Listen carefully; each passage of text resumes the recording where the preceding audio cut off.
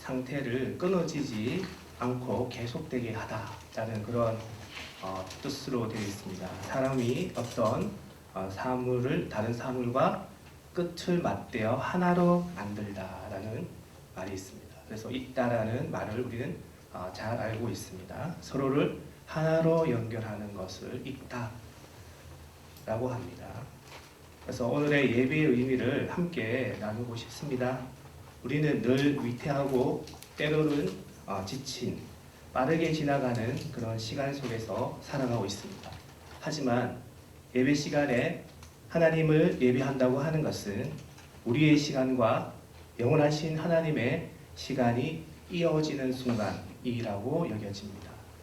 우리는 늘 부족하지만, 약하지만, 또 때로는 두렵지만, 그리고 우리에게 주어진 삶은 순식간에 날아갈 듯이 날아가지만, 우리가 하나님의 전에 모여 한 마음으로 예배를 드린다는 것은 우리의 시간이 하나님의 시간과 이어지게 되는, 그래서 우리의 잠깐의 삶을 살아가는 우리의 삶이 영원하신 하나님의 시간과 맞닿게 되는 그런 시간이 바로 오늘의 예배의 시간이라고 생각이 됩니다. 시편 91편에 하나님을 믿는 우리를 보고서 전능자의 그늘 아래서 사는 자라고 말씀하십니다. 우리가 이 세상에서 살지만 사실 우리들은 전능자이신 하나님의 그늘 아래 사는 사람들입니다. 그렇게 생각할 때 우리가 이 한자리에 모여서 예배를 드린다는 것은 우리의 마음과 우리의 시간과 우리의 삶이 영원하신 하나님의 시간과 영원하신 하나님과 하나로 이어지는 그런 의미가 있다고 봅니다. 형을 속인 채 도망을 치던 야곱이 광야에서 돌베개를 베고 잠을 잡니다. 광야에서 돌베개를 베고도 잠을 잘 수 있는 것이 인간입니다. 그리고 그 광야 자리에서 꿈을 꿀 수 있는 것이 인간입니다. 야곱은 그날 밤에 사닥다리가 하늘에서 내려오더니 천사가 오르락 내리락 하는 그런 꿈을 꾸었습니다. 꿈에서 깬 야곱이 자기가 꾼 꿈이 얼마나 놀라운지 그는 이렇게 고백을 합니다. 주님이 과연 여기 계시거늘 내가 알지 못하였도다. 광야 아무도 보이지 않는 남아있는 것은 위험과 두려움의 시간, 그런 자리라 할지라도 하나님이 여기 계신 것을 내가 몰랐도다 고백을 하면서 두렵도다 이곳이요 이곳은 바로 하나님의 집이요 하나님의 문이로다 이렇게 고백을 했습니다.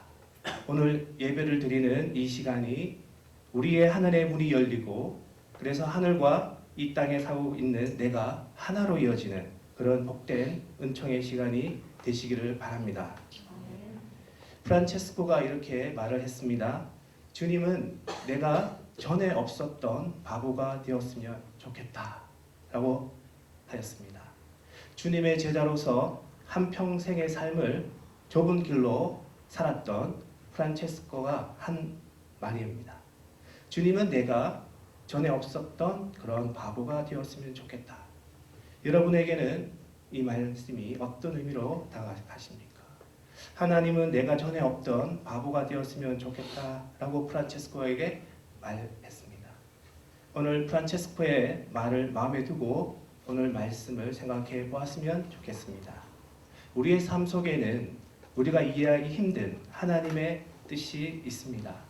조금은 외람되고 위험하게 여겨지는 질문이지만 여러분 신앙생활을 하면서 하나님의 말씀이 터무니없다라고 생각해 본 적이 있으신지요? 하나님의 말씀이 정말 터무니없다, 어처구니 없다라고 생각해 본 적이 있으신지요? 예를 들면 이런 말씀입니다. 나는 누군가가 미워서 잠을 이룰 수가 없는데 그때 내게 다가오는 말씀이 원수를 사랑하라 라는 말씀일 때 우리는 좋은 말씀이구나 인정은 하지만 받아들일 수는 없습니다. 너를 미워하는 자를 선대하라는 그런 말씀도 마찬가지입니다. 심지어 예수님은 구체적으로 이런 말씀까지 하셨습니다. 누구든지 내 오른뺨을 때리거든 왼편도 돌려대라. 손바닥으로 맞는 것도 수치스러운 일인데 손등으로 맞는 것은 더 수치스러운 일일 수 있습니다. 주님의 말씀이 좋은 것이라고 인정하겠는데 내가 받아들이기에는 터무니없는 말씀이라고 여겨질 때가 믿음의 길을 가는 우리들에게 아주 없지는 않은 것 같습니다. 오늘 성경 말씀 속에는 도무지 이해할 수 없는 하나님의 말씀 앞에 섰던 한 사람이 있습니다. 예레미야입니다. 하나님이 예레미야에게 밭을 사라고 명하시고 있고 예레미야는 하나님의 명한 대로 밭을 사고 있습니다. 땅을 산다고 하는 것은 우리의 삶 속에서 얼마든지 일어날 수 있는 일입니다. 내 재산을 지키거나 재산을 증식시킬 수 있는 하나의 방법입니다. 그런데 왜 이런 일이 예레미야에게 받아들일 수 없는 터무니없는 말씀처럼 여겨졌을까요? 예레미야 32장 1절과 2절 말씀을 보면 당시 상황을 잘 이해할 수 있습니다. 32장 1절 말씀에 유다의 시드기야 왕 열째 해 느부갓네살 18째 해에 여호와의 말씀이 예레미야에게 임하니라. 바벨론 왕 느부갓네살 왕이 예루살렘 성을 포위하고 한 1년 반 정도 지난 때 예루살렘 성은 고립되어 있었고 느부갓네살 왕에 의해서 바벨론에 의해서 이렇게 포위된 그런 상황입니다.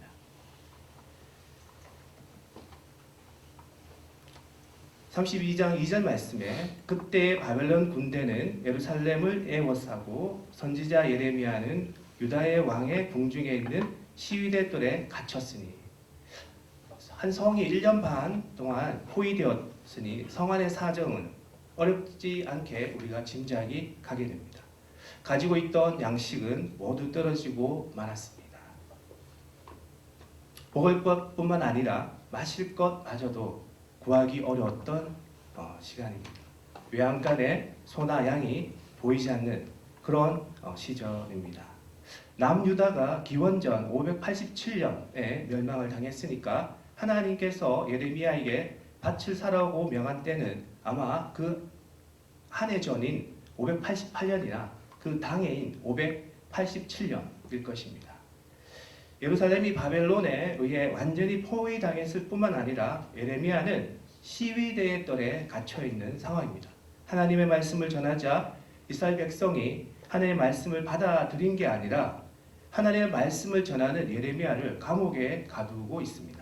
하나님의 말씀을 받아들여야 했는데 자신들이 듣기 싫은 말을 한다고 선지자 예레미야를 시위대 뜰에 가두어 두었습니다.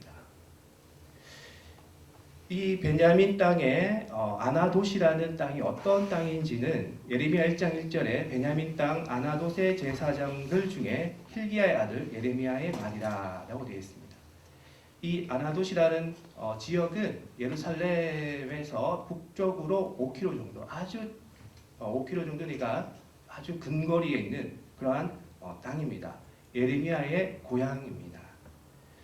예레미야는 하나님 말씀을 통해서 머지않아 예루살렘 성이 바벨론에 의해 빼앗기게 되는 것을 잘 알고 있는 상황이고, 그런데 하나님은 예레미야에게 그런 상황 속에서도 사촌 하나멜의 땅을 사드리라고 명하고 있습니다. 하나멜도 종교 지도자입니다. 그리고 사드리라고 했던 아나돗은 예레미야의 고향이기도 합니다. 또한 이 아나돗이라 하는 곳은 유서 깊은 선지자들의 얼이 서려 있는 곳입니다. 정신적인 땅이고 영적인 땅입니다. 예언자의 깊은 전통이 살아있는 땅입니다. 하나멜이 팔려고 내놓은 땅이 아나돗이라고 하는 것은 이스라엘의 종교적 신념이 속절없이 무너져 내리고 있었다는 것을 그림처럼 보여주고 있습니다. 어떤 지역보다도 영적인 땅, 아나돗이지만 바벨론에 의해 포위당한 이 땅이 더 이상 무슨 소용이 있느냐? 이 땅을 가지고 있느니 내가 당장 먹을 것을 구하는 것이 낫겠다. 아나돗을 하나님을 믿는 우리의 믿음이라고 생각하면 세상에서 믿음 생활이 어려우니 내가 하나님을 믿는 믿음을 이 힘든 세상에서 유지하느니 차라리 세상과 타협하여 살아가겠다.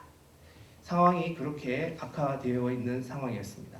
하나님을 믿는 신앙이 아무런 소용이 없게 된 것처럼 절망적인 상태에 빠지게 되었다는 것을 아나돗의 밭을 팔고 있는 모습에서 생각할 수 있습니다.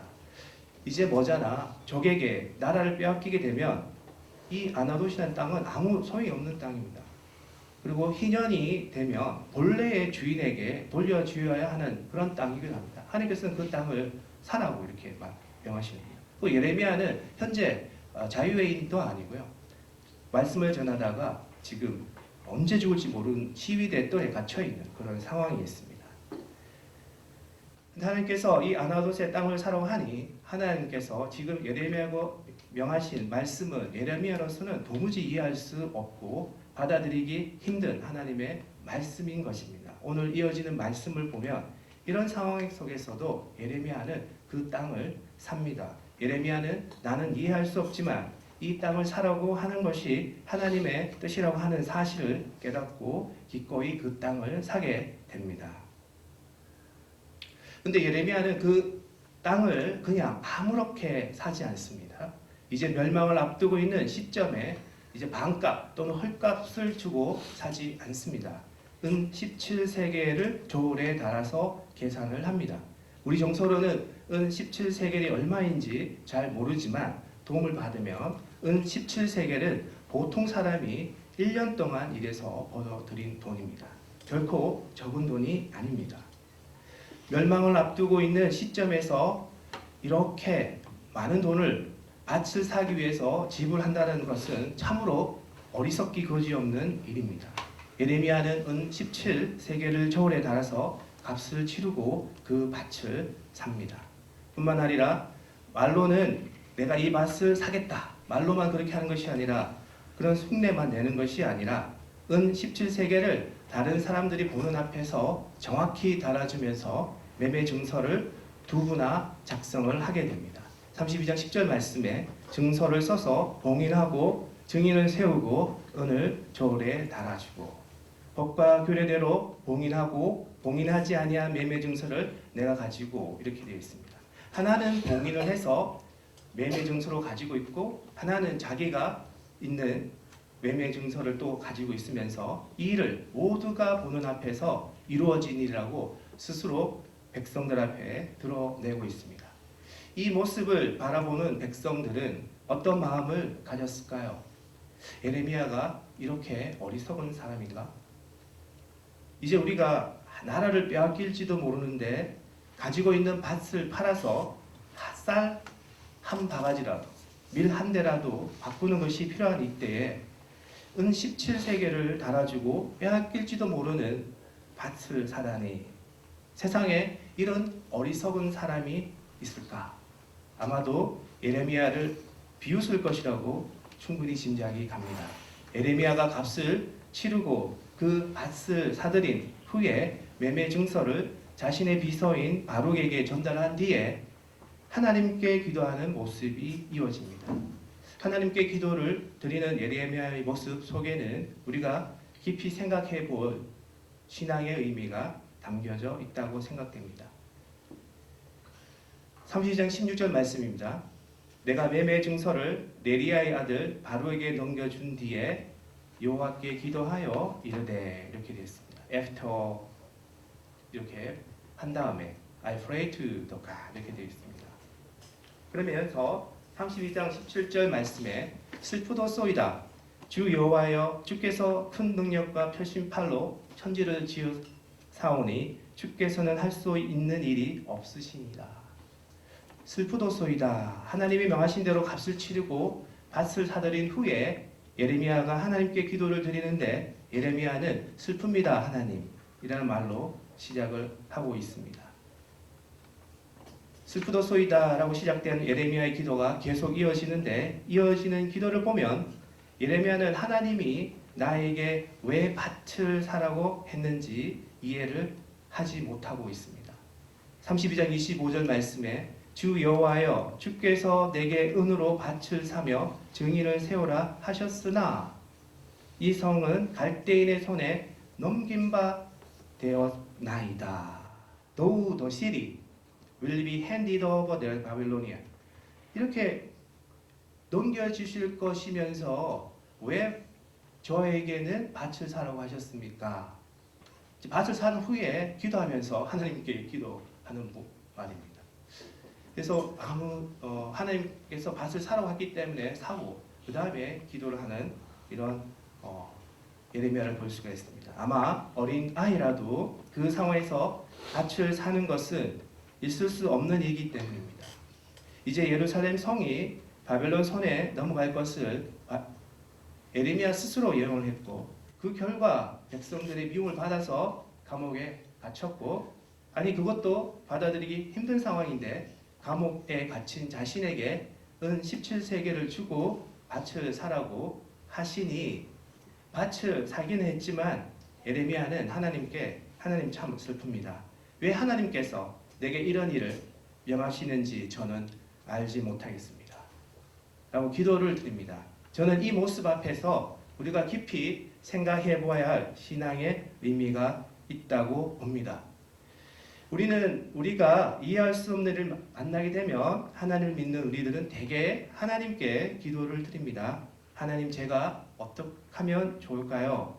하나님의 뜻은 무엇인지요? 어디 계십니까?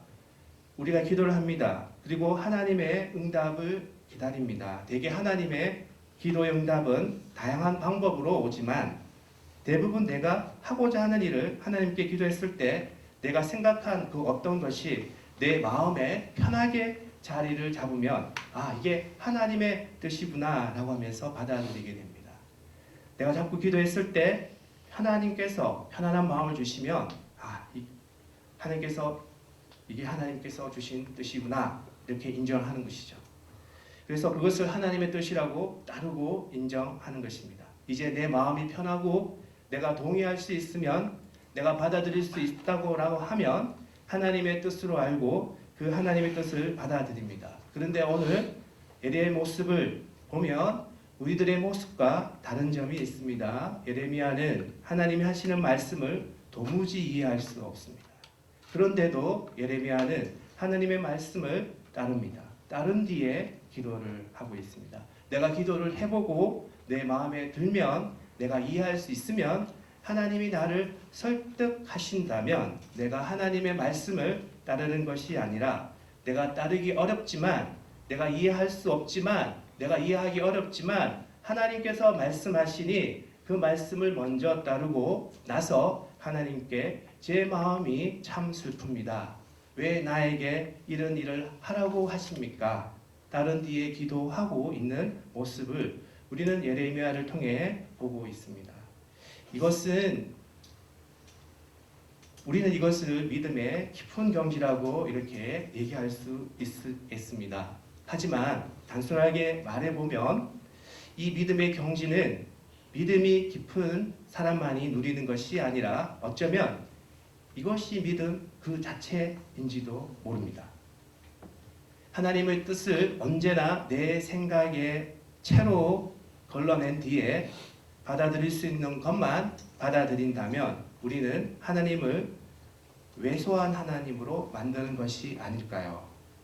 내가 이해하기 힘들어도 받아들이기 힘들어도 하나님의 말씀이니 하나님의 말씀을 따르면서 예레미야처럼 하나님 이것을 나에게 명하시는 이유가 무엇입니까? 왜 이런 일을 나에게 허락하십니까? 참 마음이 괴롭습니다. 아픕니다. 슬픕니다. 하나님께 매달립니다. 어쩌면 이것이 믿음의 진정한 의미가 아닐까 하는 생각을 하게 됩니다. 오늘 예배를 드리는 우리 모두에게 예레미야가 가졌던 이 믿음이 허락되기를 바랍니다. 내가 이해할 수 있는 것만, 내가 받아들일 수 있는 것만 받아들이지 말고 하나님의 말씀을 따르면서 기도할 수 있는 우리가 될 수 있기를 바랍니다. 아직 이해하지 못해도 하나님의 말씀을 따르면서 하나님의 뜻을 구할 수 있는 믿음의 사람이 되시기를 바랍니다.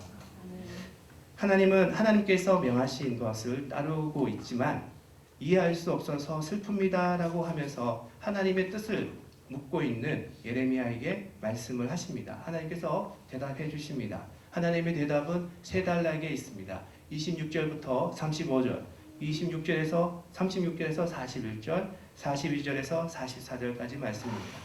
26절 말씀에 그때 여호와의 말씀이 예레미야에게 임하여 이르시되, 30절 말씀에 이는 이스라엘 자손과 유다 자손이 예로부터 내 눈앞에 악을 행하였을 뿐 아니라 해서 이유를 설명해 주십니다. 하나님께서. 그리고 31절 말씀에 이 성이 건설된 날부터 오늘까지 나의 노염과 분을 일으킴으로, 이렇게 해서 The city has so aroused my anger 해서 하나님의 분을 자극했다고 하나님께서 말씀을 하셨습니다. 그래서 먼저 하나님은 26절부터 35절까지 내가 내 백성을 버렸다라고 말씀하시고, 내 백성이 내 말을 더 이상 받아들이지 않고 거역하기 때문에 이제 나는 내 백성을 버렸다라고 말씀하십니다. 36절부터 41절까지는 이스라엘 백성이 겪어야 할 고난의 내용이 어떤 내용인지 담겨져 있습니다. 단지 예루살렘 성을 빼앗기는 것이 아니라 하나님의 백성들이 세상 곳곳으로 뿔뿔이 흩어지게 될 것이라고 말씀을 하십니다. 36절 말씀에 그러나 이스라엘의 하나님 여호와께서 너희가 말하는 바 칼과 기근과 전염병으로 말미암아 바벨론 왕의 손에 넘긴 바 되었다라고 이렇게 해서 바벨론 왕의 손에 넘긴 바 되었다라고 말씀하십니다.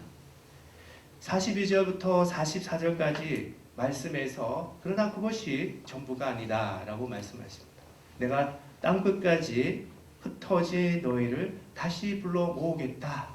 다시 불러 모으면 내 백성들은 나를 경외할 것이고 다시 내 백성들이 이 땅의 주인이 되어서 평화로울 때 했던 것처럼 땅을 사고 파는 일들이 가능하게 하겠다라고 약속하십니다. 내가 이 백성을 아주 버리는 것이 아니다 라는 그런 말씀을 들려주십니다. 37절 말씀 같이 읽어보겠습니다. 보라, 내가 노여움과 불만과 큰 분노로 그들을 쫓아 보아냈던 모든 지방에서 그들을 모아들여 이곳으로 돌아오게 하여 안전히 살게 할 것이다. I will bring them back. 나는 그들을 다시 이 땅에 불러 모으겠다. 그들로 돌아오게 하겠다. 이렇게 말씀하십니다. 42절 말씀 같이 읽어보겠습니다. 시작. 여호와께서 이와 같이 말씀하시니라. 내가 이 백성에게 이 큰 재앙을 내린 것 같이 허락한 모든 복을 그들에게 내리리라. All the prosperity I have promised them. 모든 복을 그들에게 다시 주겠다라고 말씀하십니다. 43절 말씀 같이 읽어보겠습니다. 시작. 너희가 말하기를 황폐하여 사람이나 짐승이 없으며 갈대인의 손에 넘긴 바 되었다 하는 이 땅에서 사람들이 밭을 사되, 이렇게 말씀하십니다. The field will be bought in this land. 이 땅에서 다시 평화로울 때 했던 그런 밭을 사고 땅을 사고 하는 일들이 다시 이루어질 것이다. 그런 축복의 말씀을 이스라엘 백성들에게, 고난에 있는 이스라엘 백성들에게 약속해 주십니다. 밭을 은으로 사고 증서를 기록하고 봉인하고 증인을 세우리니 라고 44절 말씀에도 말씀해 주시고 계시는 것입니다. 하나님께서 이루어지실 일을 먼저 보여주시기 위해서 예레미야에게 밭을 사라고 명하셨던 것입니다. 하나님께서는 예레미야에게 아무도 사려고 하지 않는 가진 것을 팔아야 마땅한 그 때에 아나돗을 밭을 사라고 하셨던 것은 아직 아무도 모르고 있는 하나님의 계획을 예레미야에게 말씀해 주셨던 것입니다. 장차 하나님께서 예루살렘을 회복하실 때 하나님께서 이루실 일을 먼저 보여주기 위해 예레미야에게 밭을 먼저 사라고 말씀을 하셨던 것입니다. 지금 당장은 이해할 수 없습니다. 지금 당장은 따를 수가 없습니다. 그러나 때가 되면 하나님께서 이런 일을 하시려고 그때 그런 일을 명하셨구나. 그것을 예레미야에게 먼저 보여주셨던 것입니다. 생각해보면 오늘 우리들에게도 도무지 희망이 없는, 희망이 보이지 않는 우리들의 아나돗이 있습니다. 정말로 소중한 것들, 아나돗이 영적인 땅이었음에도 불구하고 당장 현실에서 당장 먹을 것이 부족해서 헐값에 아무에게나 그 밭을 팔려고 내놓았던 것처럼 더 이상 희망을 둘 수 없는 굉장히 중요한 일인데 그것이 우리에게는 절망으로 다가오는, 그래서 우리를 낙심케 하고 절망케 하는 소용없어 보이는 그런 일들이 우리에게는 있습니다. 어쩌면 다음 세대도 우리의 아나돗일지도 모릅니다. 우리는 나름대로 최선을 다하지만 우리의 자녀들이, 우리의 다음 세대들이 우리의 믿음을 이어받을까요? 지금 바라보고 있는 어른들인 우리를 통해서 나도 저런 믿음을 가져야지 다짐하고 있는 것일까요? 우리의 가정도 갈등과 대립과 불신이 점점 깊어지는, 이 나라 이 민족도 어쩌면 우리가 기도해야 될, 우리가 회복되어야 될 아나돗일지도 모릅니다. 중요한 일이지만 관심을 갖는 일 자체가 쓸모없어 보이고 희망이 없어 보이고 절망적으로 보이는, 그래서 시간이나 노력을 쏟는 것이 무의미해 보이는, 내 지갑을 여는 것이 아무 소용없어 보이는 일들이 우리 주변에는 아주 없지는 않은 것 같습니다. 그 일에 우리가 관심을 가지고 우리가 애써 노력을 하는 일은 무모해 보이기도 하고 어리석어 보이고 바보처럼 보이기도 합니다. 하지만 우리가 기억해야 할 일이 있습니다. 하나님께서는 어떤 일이 있어도 하나님께서 포기할 수 없는 것들이 있다라는 사실입니다. 사람이 볼 때에는 이 아나돗이 절망의 순간, 고통의 순간, 이제 아무 소용이 없는 것처럼 보이지만, 그래서 그것을 보관하고 보유하고 유지하고 사들이는 일이 무의미하게 보이지만 하나님께서는 그 무슨 일이 있더라도 우리들의 믿음을 포기할 수 없으신 것입니다. 영적인 그 땅을 때가 되면 회복함으로써 하나님께서 하나님의 백성을 버리시지 아니하시겠다라는 것을 나타내고자 하시는 하나님의 뜻이 담겨져 있다는 말씀이 오늘에 있다는 것입니다. 사람이 볼 때에는 이 믿음이, 나의 믿음이 이제 아무 소용이 없어 보이는 것처럼 여겨지지만 나의 믿음이 이 세상의 힘든 결과를 통해서, 이 세상의 모든 영적 공중 권세를 통해서 너무 힘들어 보이지만, 이 믿음을 유지하는 것 자체가 무의미해 보이지만 하나님께서는 그 무슨 일이 있더라도 나의 믿음을 포기하실 수 없다는 것입니다. 아프게 우리의 모습을 인정하고자 한다면 참 마음이 아픕니다. 괴롭고 슬픕니다. 어쩌면 오늘 우리는 맛을 잃어버린 소금들인지도 모릅니다. 소금이라는 것은 이름은 있는데, 소금이라는 모양은 있는데 맛을 잃어버린다라고 봅니다. 오늘 우리들을 정직하게 말하자면 맛을 잃어버린 소금이 아닐까 이런 생각도 하고 있습니다. 마음이 아프고 쓰려도 그런 생각을 외면하기가 어렵습니다.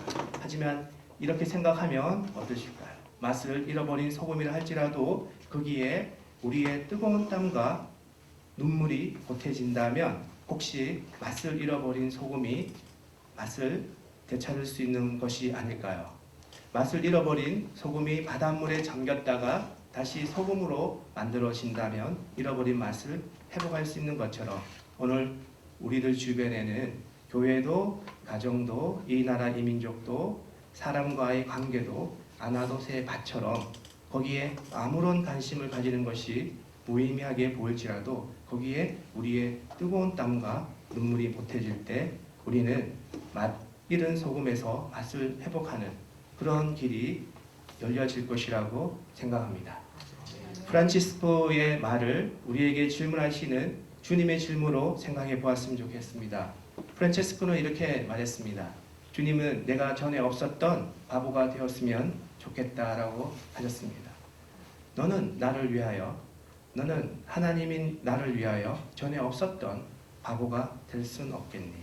상황은 어렵다 할지라도 밭을 사는 모습을 바라보고 그것도 정한 값을 치르면서 밭을 사는 모습을 바라보면서 다들 비웃고 어리석다 할지라도 하나님의 뜻이 담겨있는 그 아나돗의 밭을 믿음으로 사고 있는 예레미야처럼 너는 나를 위하여 전에 없던 바보가 될 순 없겠니.